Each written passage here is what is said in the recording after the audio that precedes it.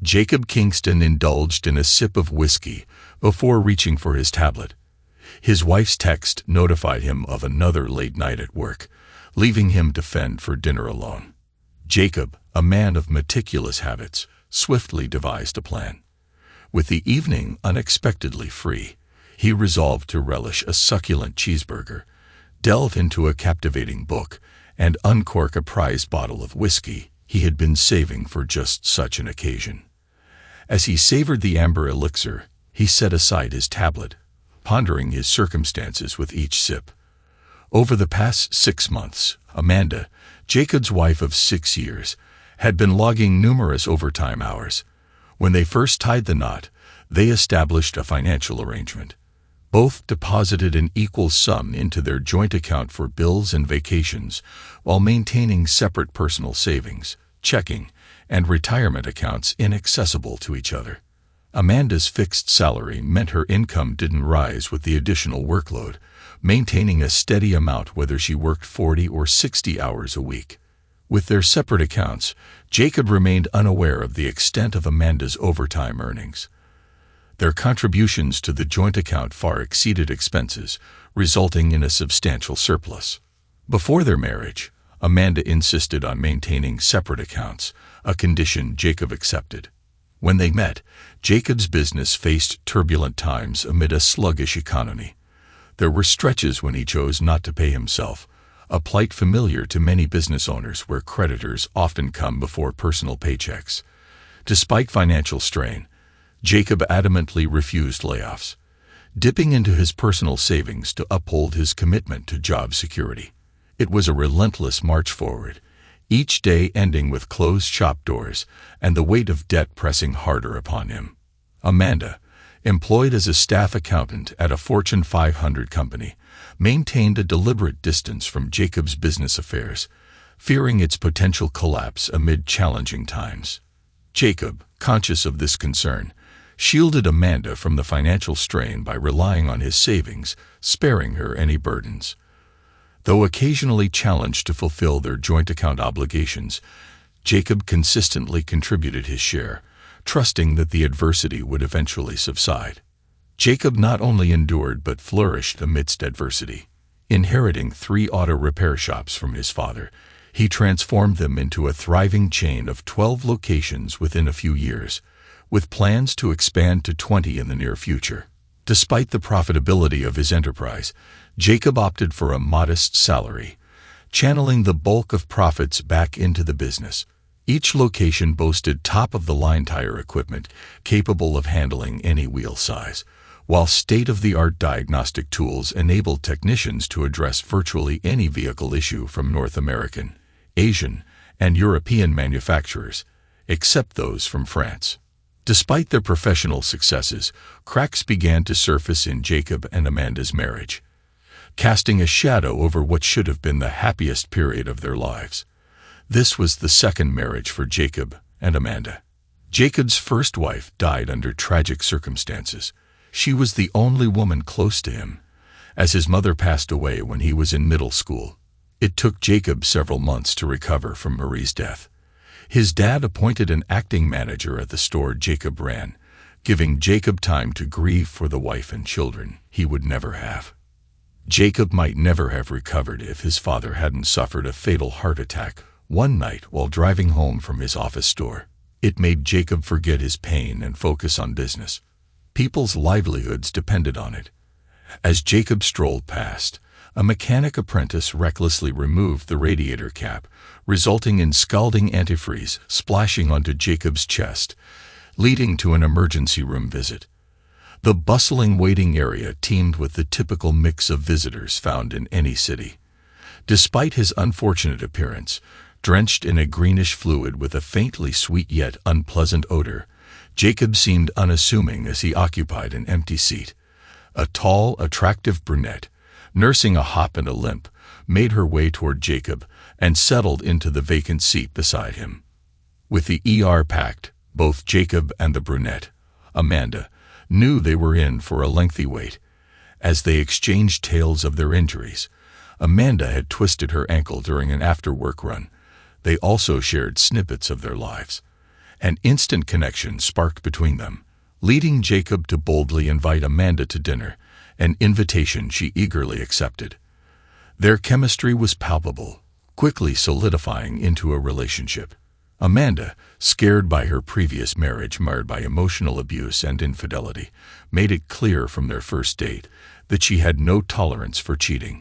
Despite this, their bond deepened, culminating in marriage 15 months after their initial meeting. As Jacob sipped his whiskey, he couldn't help but reflect on his marriage. The old joke rang in his mind. "We've had a happy marriage for 5 years. Unfortunately, we got married 6 years ago." In the early years, Jacob and Amanda reveled in ecstatic happiness. They laughed, danced, and shared intimate moments frequently, their connection seemingly unbreakable. However, challenges arose after Amanda completed her MBA and transitioned to a new role as an accountant in a Fortune 500 corporation. Jacob wholeheartedly supported her career aspirations, desiring nothing but happiness and success for his wife. As the retirement of a senior vice president loomed, Amanda eyed the opportunity for a promotion, with her senior director's impending promotion leaving a vacant position. Confident in her abilities, she set out to demonstrate her enthusiasm for the role. Over time, Jacob noticed a change in Amanda's behavior. Kendall, the senior director, grew increasingly curt with Jacob, seemingly finding fault in everything he did. Amanda, too, began to show disdain for Jacob's profession, reducing him to nothing more than a mere mechanic, a grease monkey in her eyes. Their conversations became laced with disrespect, and Amanda's constant frustration and anger towards Jacob became a toxic element in their marriage. To avoid him, Amanda buried herself in overtime work, and even when at home, she was glued to her phone, texting incessantly.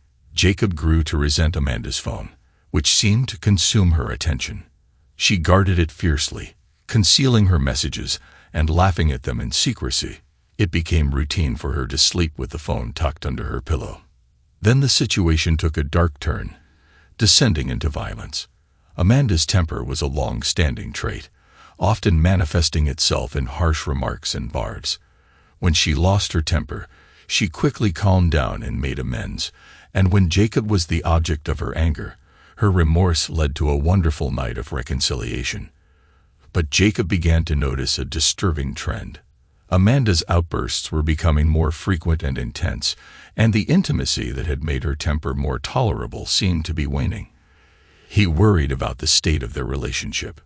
A month ago, amidst an argument sparked by Amanda over seemingly trivial matters, she crossed a line by slapping Jacob, an act completely out of character for both of them in their 6 years of marriage.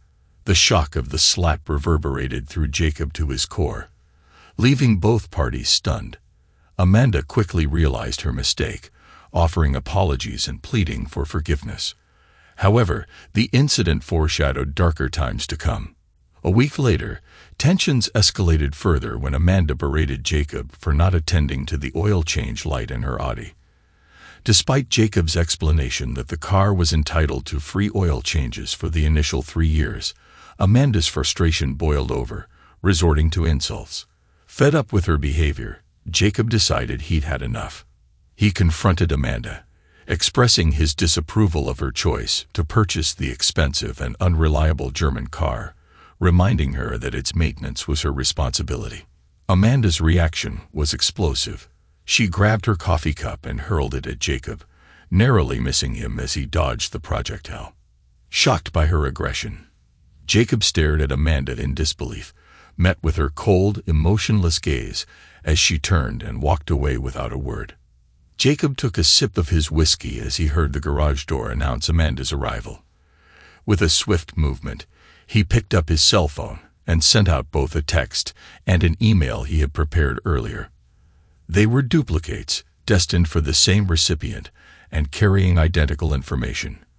For Jacob, redundancy was a fundamental principle.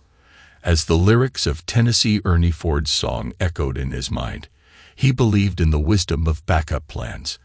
If the right one don't get you, then the left one will. As Amanda passed through the living room, her gaze fell upon Jacob, lounging comfortably in his armchair with a glass of whiskey in hand. "I'm going to change, and then we need to discuss some unusual activity on the joint account," Amanda announced without waiting for Jacob's response before disappearing into the bedroom. Minutes later, the sound of the shower filled the air. Both Jacob and Amanda had set up notifications on their banking apps to alert them of any irregularities. Jacob had received the same alerts that now seemed to be causing Amanda concern. With a sigh, he set aside his iPad and took a sip of whiskey, awaiting Amanda's return. 15 minutes later, Amanda emerged from the bedroom, dressed in black yoga pants and a white midriff-bearing t-shirt, her hair still damp from the shower.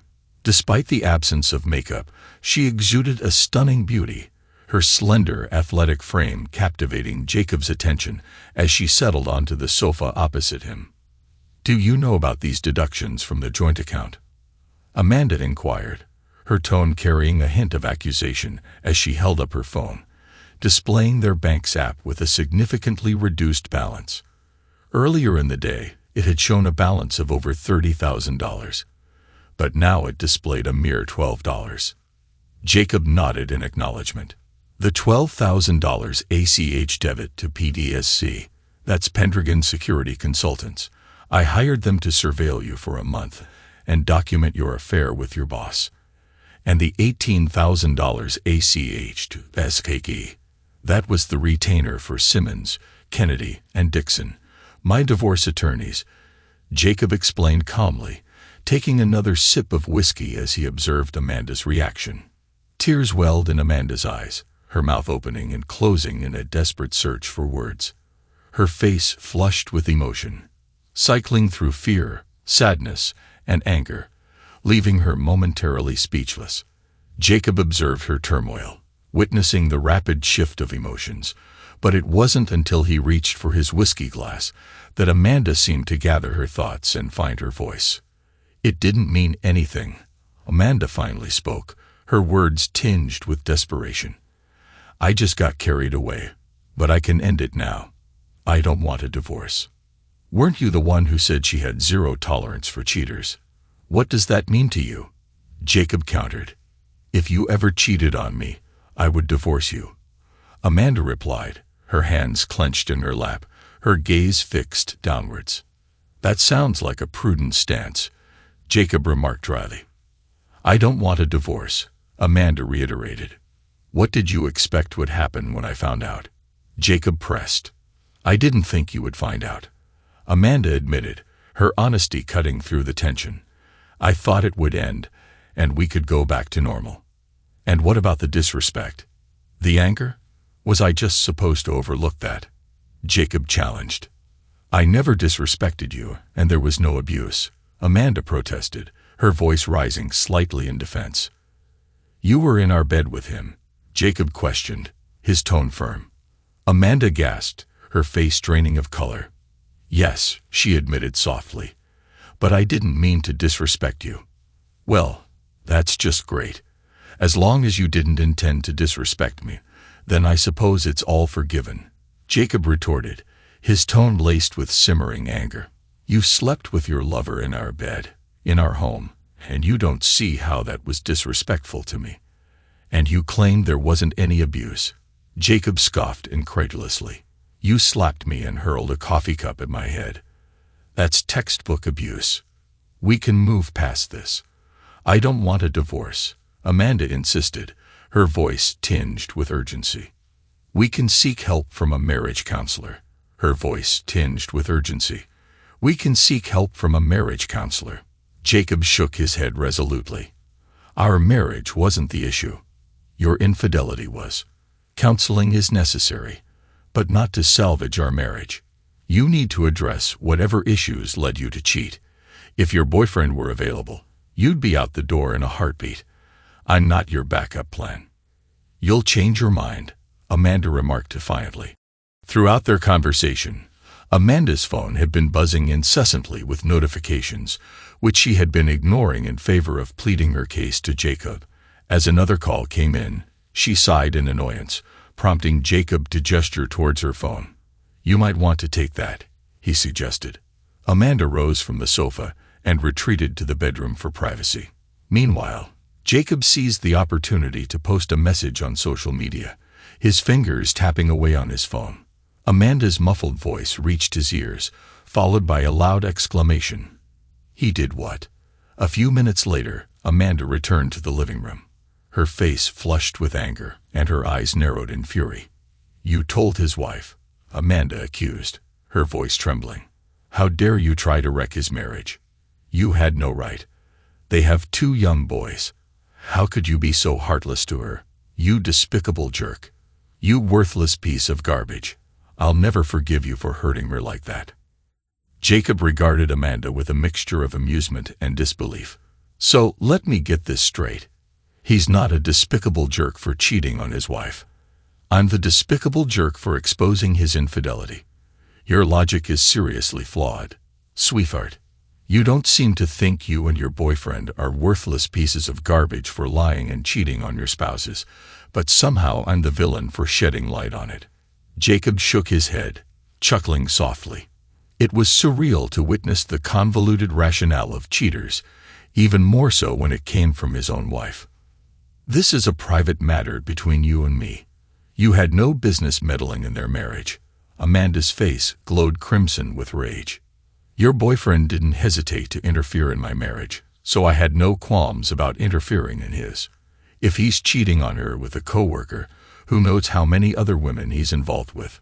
She needs to protect herself and get tested for STIs, Jacob retorted. He's not like that. He's clean, Amanda retorted defensively.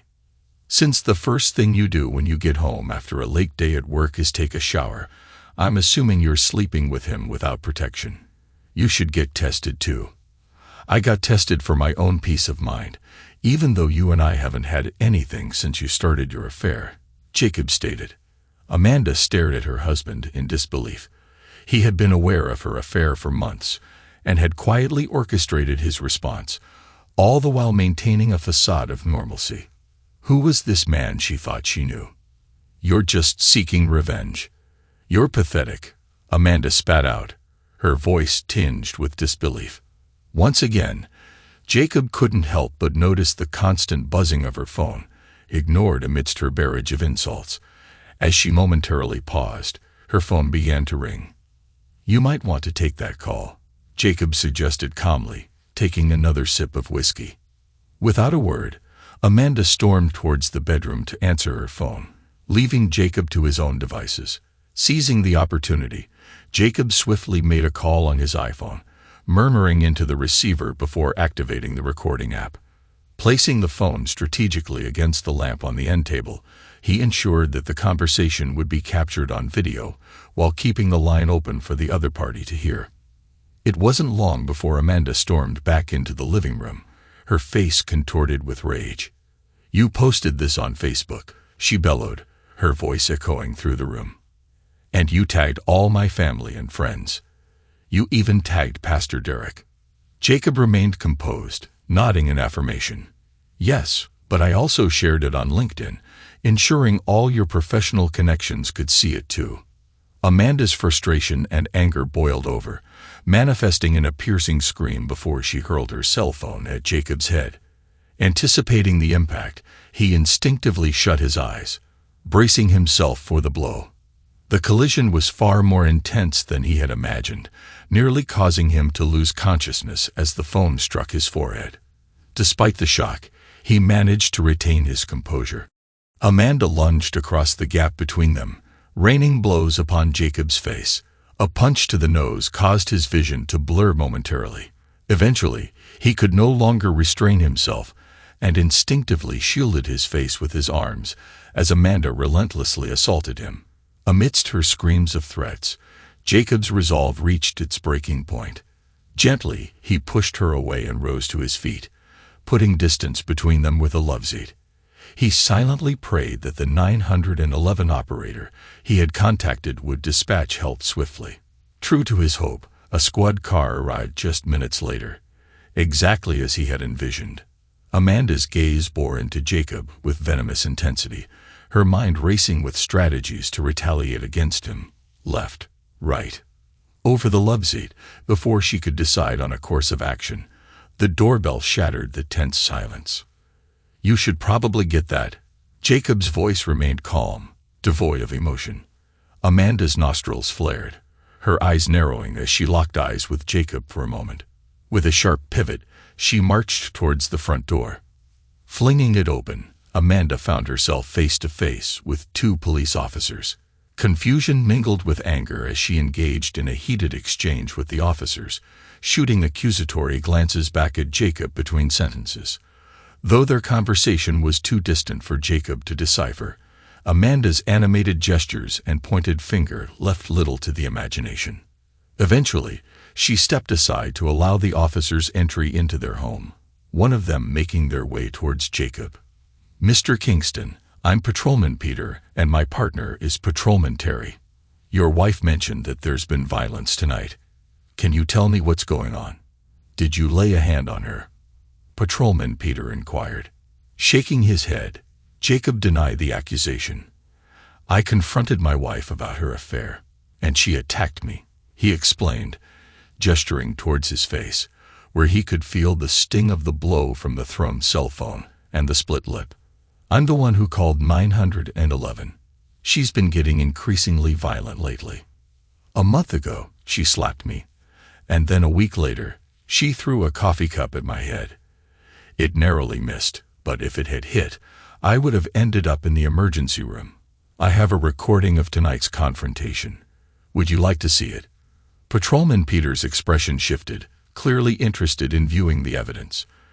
Jacob performed a series of taps on his iPhone before handing it over to Patrolman Peter. With furrowed brows, the officer watched the video in silence, his expression shifting as he observed Amanda's aggressive actions towards Jacob. Turning back to Jacob, Patrolman Peter regarded him skeptically. "It seems there was some conversation before the recording. Did anything said escalate the situation?" Jacob shrugged. "She found out I had hired a private investigator to tail her for a month, and that I shared the findings with her affair partner's wife. Needless to say, she wasn't pleased." The officer chuckled. "You don't do things by halves, do you? As the saying goes, I light my path forward by the light of the fires of the bridges burning behind me," Jacob replied dryly. "Fair enough," Patrolman Peter said with a shake of his head, a smile playing on his lips. Exiting briefly to confer with his partner, they reviewed the situation. Returning, they seemed to have reached a conclusion. "We're arresting your wife for domestic violence and threats," Patrolman Peter informed Jacob. "I'd suggest getting a restraining order." As Amanda was escorted out in handcuffs, she turned to Jacob, tears streaming down her face, pleading desperately. "Jacob, please don't let them do this to me. If you've ever loved me, make them let me go. I'll be good, I promise." Jacob rolled his eyes, accepting a business card from Patrolman Peter. "My email's on the card. Send me the video," the officer instructed. As the squad car drove away, Jacob wasted no time in contacting his attorney, Frank Simmons. It played out just as expected. "She's been arrested and taken to jail. Stay calm, Jacob. If she shows up again, you know what to do," Frank advised. Exiting the courthouse the following morning, Amanda found herself accosted by a young blonde woman, seemingly nonchalant as she chewed her gum. "Excuse me," the blonde interrupted Amanda's path. "Are you Amanda Kingston?" Wearily, Amanda confirmed her identity. "Yes. Who are you?" "You've been served," the blonde stated matter-of-factly, thrusting a manila envelope into Amanda's hands before turning to leave. "What is this?" Amanda called after her annoyance palpable. "Don't know, don't care," the blonde retorted, her voice fading as she walked away. "But I'd say you're probably screwed, whatever it is." Frustrated, Amanda tore open the envelope to find a petition for dissolution of marriage. "What a bastard," she exclaimed, her anger bubbling over as she turned to her parents for support. It had been a grueling morning for Amanda. Dragged out of her jail cell early, she had been relocated to a holding area within the courthouse, where she spent an agonizing hour before meeting with her attorney. With only one phone call the previous night, She had reached out to her parents, who had scrambled to find legal representation for her. Thankfully, they had secured a lawyer overnight, providing Amanda with some reassurance as she faced her hearing. The judge had set bail at $10,000, requiring her to either pay the full amount or enlist the services of a bail bondsman and pledge real property as collateral, paying 10% of the bond. Additionally, a restraining order was issued prohibiting her from contacting her husband or visiting his residence or workplace. Arrangements were to be made through her attorney for retrieving her belongings from the residence. Initially, Amanda's lawyer objected to these terms, but withdrew the objection after being shown photos of Amanda's husband. Leaving the courthouse, Amanda's parents treated her to a stop at McDonald's drive-thru as a first order of business. Having been booked into Denton County Jail too late for dinner and roused early for her court appearance, she had missed breakfast.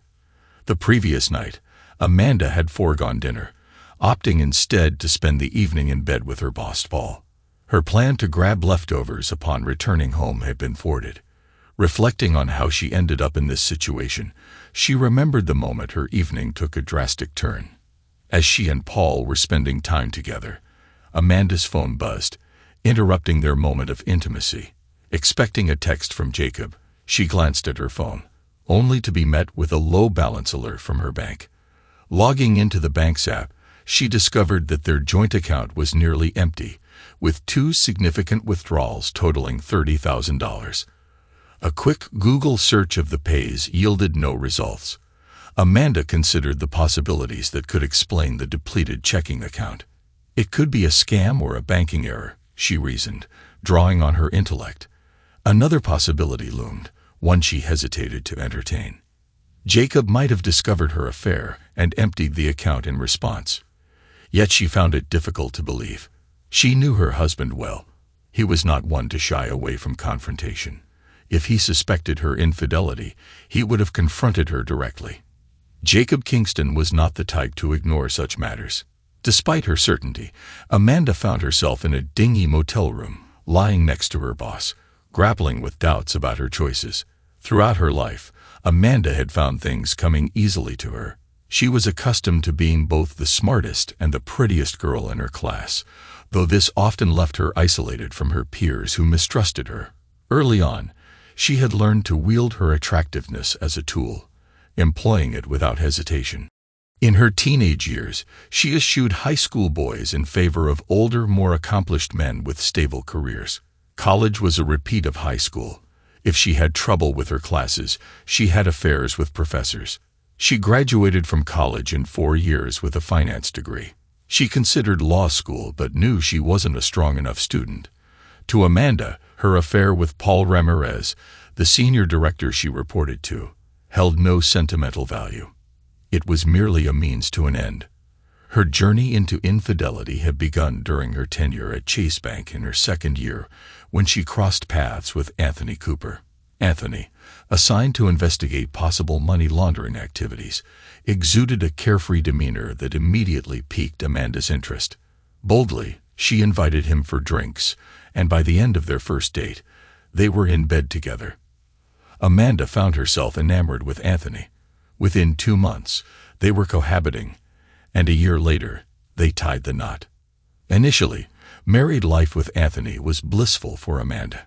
She adored him and was committed to ensuring his happiness. Together, they seemed perfect. However, cracks began to appear.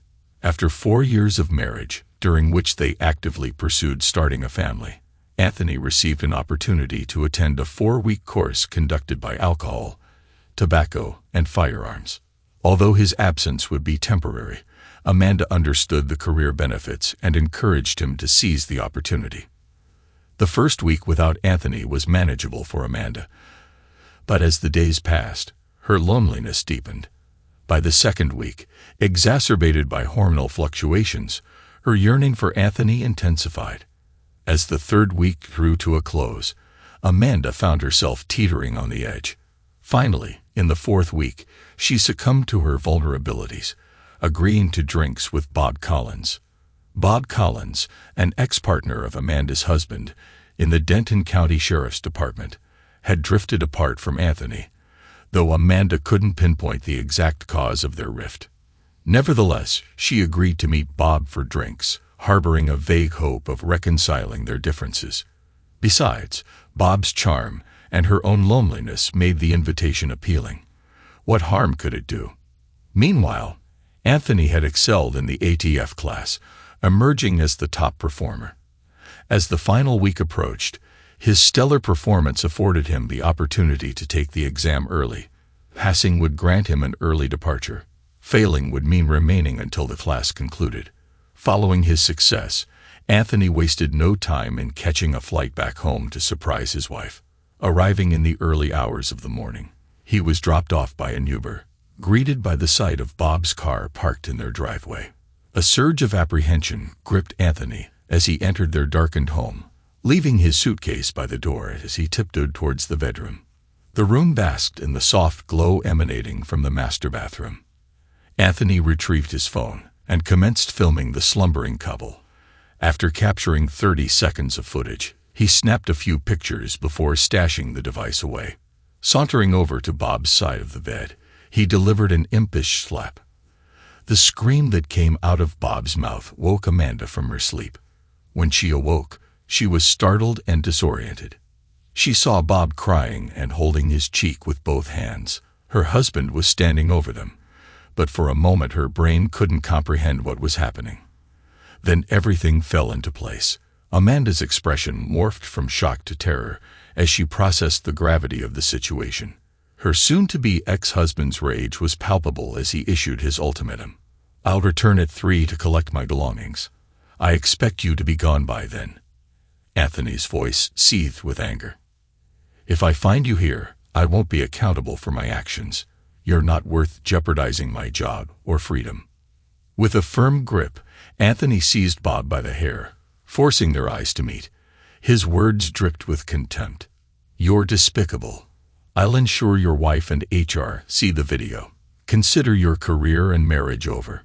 A final blow to Bob's nose left it bleeding as Anthony stormed out, leaving Amanda behind. Reflecting on Anthony's devastation upon discovering her infidelity, Amanda felt a pang of guilt.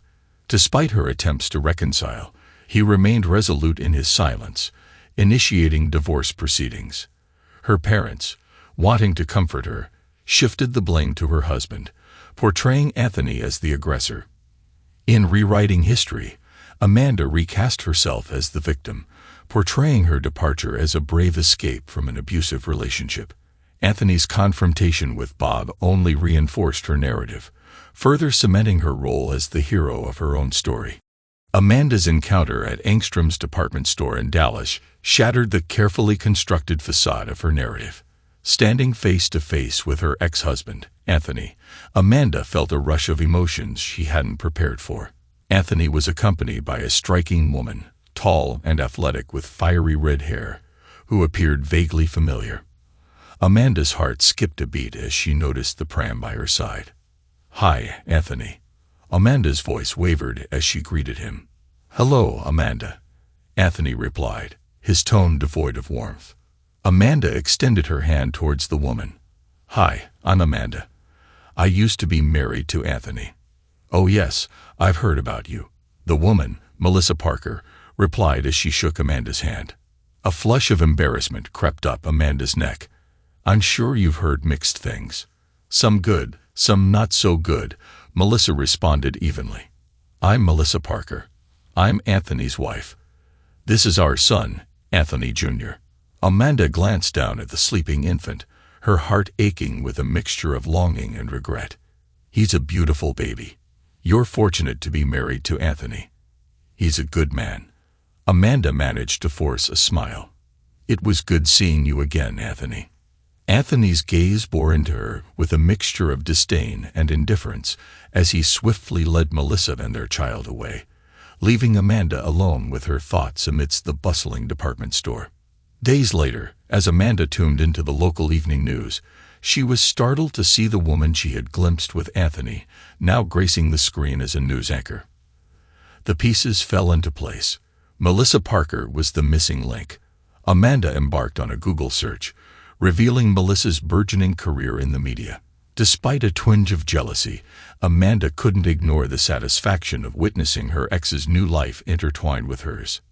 Night after night, Amanda battled conflicting emotions, her tears a testament to the inner turmoil. Yet, amid the emotional whirlwind, a familiar narrative emerged. Anthony was the instigator, wasn't he? His new marriage was bound to falter, wasn't it? With this consoling notion, Amanda tethered herself to reality, pondering the ramifications of divorce. After hastily devouring her egg McMuffin, Amanda insisted her parents take her home, her determination unshaken. Ready to confront Jacob, she grappled with the impending upheaval. "That's not a good idea, honey," her father cautioned. "I need to talk to Jacob. I need to explain to him what happened. We can work through this," Amanda insisted. "Ken," her mother interjected, concern etched in her voice.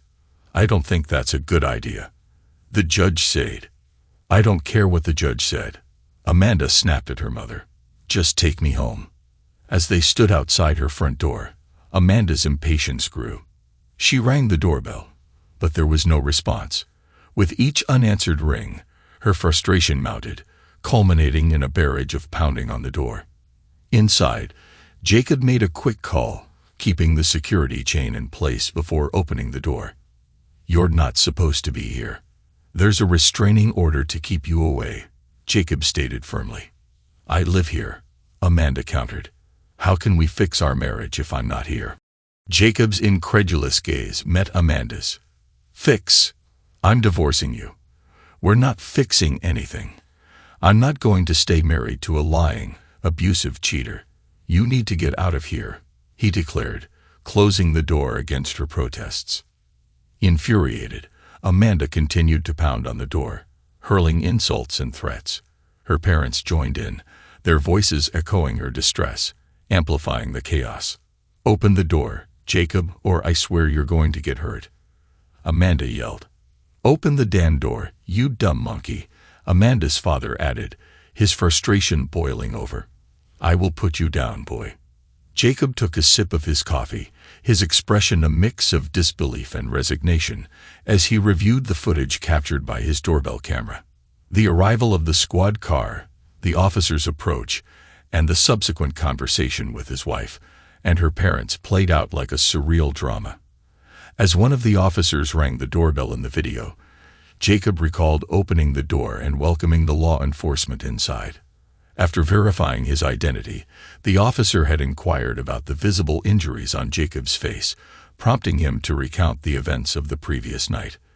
"Last night I confronted my wife about an affair she's having. I hired a private investigator and have evidence of the affair," Jacob explained, gesturing to his bruised face. "During the confrontation, she became violent and attacked me." Jacob handed the officer a copy of the restraining order issued against his wife, which barred her from returning to their residence. Then, he showed the officer the video footage captured on his phone, depicting Amanda and her parents making threats at his front door. The officer watched the video with a shake of his head, his expression reflecting the absurdity of the situation. "Well, this seems pretty cut and dried. Send me a copy of the video," he instructed, handing Jacob a business card. He then radioed for additional units, anticipating multiple arrests. "Stay inside and watch the show from your phone. Do not exit your house until I tell you." Jacob nodded in acknowledgement, understanding the gravity of the situation unfolding before him as he prepared to navigate the aftermath of his wife's violent outburst. That's precisely how it unfolded. The officer called his partner over for a consultation, and they reviewed the video on Jacob's phone before approaching Amanda and her parents. The trio was informed of their arrest for trespassing and menacing, with Amanda facing additional charges for violating the restraining order. With the arrival of 2 more squad cars, the officers proceeded to arrest Amanda and her parents. Chaos erupted as Amanda's mother became hysterical. Amanda herself burst into tears and hurled curses at the officers, while her father attempted to intervene and was promptly tackled to the ground. "Shit show" was a rather tame way to describe the scene. Jacob wasted no time and immediately called his attorney, leaving the succinct message: Amanda and both of her parents were just arrested. I think I'm married into a family of idiots. Robert Klein found himself grappling with defeat and despair. The events of Friday night had left him, his wife, and their daughter in handcuffs, arrested for trespassing, and making threats against their son-in-law. Spending the entire weekend in jail, they awaited their Monday morning hearing before a judge. Both Robert and his wife were slapped with restraining orders, commanding them to steer clear of Jacob's home and workplace. Meanwhile, Amanda had her bail revoked due to violating the protective order and menacing Jacob, ensuring her prolonged stay behind bars. Although Robert and his wife managed to secure their release, Amanda remained incarcerated indefinitely. As he reflected on these circumstances, Robert couldn't shake the feeling of parental failure. Amanda, once his cherished daughter, had become a personification of entitlement and narcissism. Despite this realization, she still held a special place in his heart. Throughout the weekend, Nicole, his wife, shared a cell with Amanda. Their conversations were veiled in secrecy upon her release. Nicole's demeanor upon leaving jail hinted at a newfound determination, leaving Robert puzzled as to its source and purpose. Robert reached out to the attorney who had handled Amanda's previous arrest, only to learn that he was conveniently unavailable due to a coincidental vacation. Sensing a stroke of luck, Robert decided to seek legal counsel elsewhere. He scoured the yellow pages until he found an attorney willing to meet him promptly.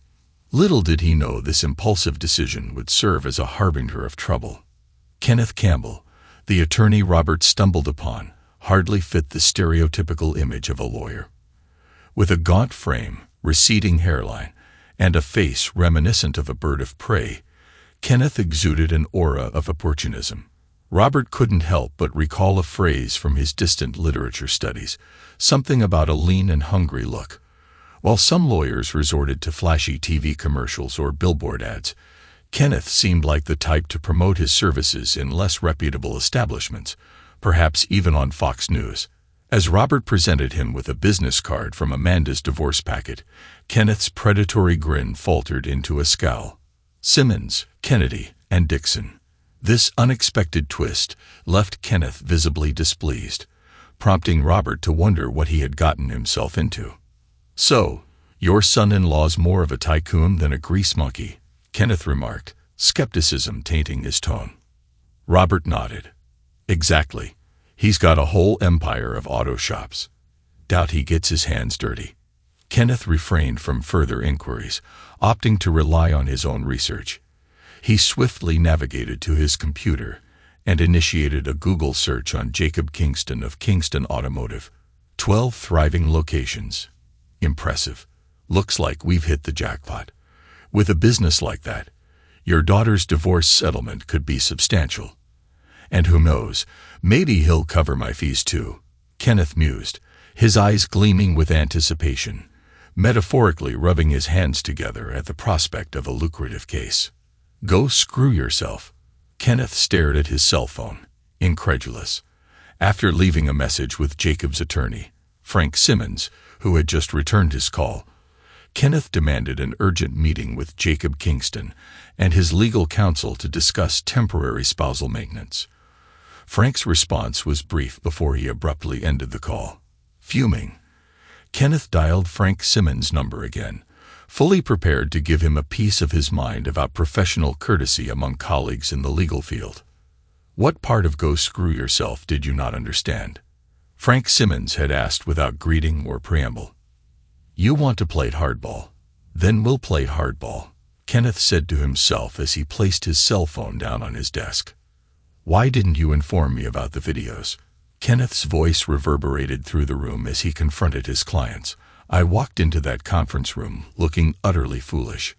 Finally managing to reach someone at Simmons, Kennedy, and Dixon, Kenneth was greeted by a first-year associate tasked with scheduling a preliminary conference. It was made clear that Kenneth's clients need not attend this initial meeting. The entire conference proved to be a dismal affair for Kenneth from the moment he stepped into the law offices of SKD to his hasty departure. Each moment seemed designed to embarrass and undermine Kenneth Campbell, Esquire. It all started in the reception area, where Kenneth announced himself to the receptionist. It felt as though he would have received a warmer reception if a stray dog had suddenly morphed into a lawyer and strolled in with a briefcase. Redirected to a small conference room, he was left to wait, assured that someone would attend to him shortly. Kenneth seethed in the cramped room for what felt like an eternity after Carol's dismissive instruction to wait. When someone finally came to fetch him, it was a woman who appeared young enough to be a teenager. In Kenneth's eyes, she seemed no more than a child, and he couldn't help but underestimate her. Little did he know, Carol Dixon was a Yale Law graduate in her 30s, propelled by her natural talent and family connections to become a junior partner at her firm. Kenneth remained oblivious to her accomplishments, writing her off with a single glance. As Kenneth entered the conference room, he was taken aback to find Carol seated across from him. Her demeanor shifted from mild amusement to something more predatory as Kenneth outlined his client's demands. However, his shock turned to bitterness as Carol swiftly dismantled his arguments. "They have evidence of your daughter's violent behavior, violations of the restraining order, and even death threats from you and your wife. Not to mention the prenuptial agreement you conveniently forgot to mention," Carol stated coolly. Kenneth felt his pride wounded by Carol's words. The entire ordeal had been a humiliating blow to his ego, and he couldn't contain his frustration. "You've made me look like a rookie, not a seasoned lawyer with 30 years of experience," he snapped. With a steely resolve, Carol delivered her verdict. "I'm terminating our representation of you. Find another lawyer to handle your mess. And here's my invoice for the time wasted. Now get out of my office." Kenneth stormed out, seething with anger and humiliation, realizing he had underestimated Carol Dixon to his own detriment. Amanda and her parents sat across from Jacob in the conference room, their expressions filled with resentment. Amanda had meticulously dressed herself, hoping to showcase what Jacob would be losing. But Jacob remained calmly indifferent, unfazed by her attempts to elicit regret for their impending divorce. The terms of the divorce were straightforward. There wasn't much to divide. They agreed to retain their respective possessions brought into the marriage. Jacob, having bought the house prior to their union, would keep ownership, a decision Amanda interpreted as a lack of commitment. Jacob, on the other hand, saw it as a prudent safeguard against uncertainty. In hindsight, both perspectives held some truth. As part of the settlement, Jacob insisted on the return of Amanda's wedding set, and in return, he handed over his own ring. Amanda placed her rings in an envelope and passed it to Jacob, who simply removed his ring and pushed it across the table to her.